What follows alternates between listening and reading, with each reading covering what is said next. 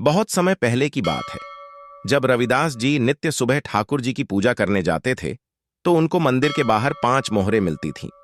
वे बिच्छू की तरह चिमटे से मोहरों को पकड़ गंगा नदी में डाल देते थे।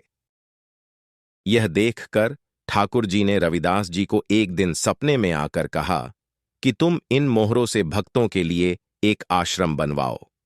फिर रविदास जी ने ऐसा ही किया और एक आश्रम बनवाया जहां दिन रात प्रभु की सेवा और भजन कीर्तन किया जाने लगा। यह सब देखकर वहां के ब्राह्मणों को अच्छा नहीं लगा और वह सब मिलकर राजा के पास रविदास जी का विरोध करने पहुंचे और बोले, ठाकुर जी की सेवा का अधिकार सिर्फ ब्राह्मणों को है और रविदास जी एक शूद्र और नीची जात के हैं।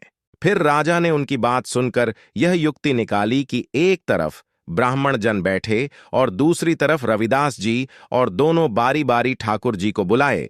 जिनकी गोद में ठाकुर जी जाकर बैठेंगे उनको ठाकुर जी की सेवा का अधिकार मिलेगा।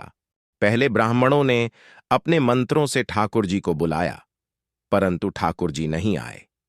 फिर राजा ने रविदास जी को ठाकुर जी को बुलाने को कहा। रविदास जी प्रभु भक्ति में मग्न होकर भजन गाने लगे और भजन सुनते ही ठाकुर जी रविदास जी की गोद में आकर बैठ गए। यह चमत्कार देखकर सब आश्चर्यचकित रह गए और राजा ने रविदास जी को प्रणाम किया और रविदास जी को ठाकुर जी की सेवा का अधिकार दे दिया। इसी प्रकार रविदास जी ने अपना संपूर्ण जीवन भक्तों और प्रभु की सेवा में बिताया।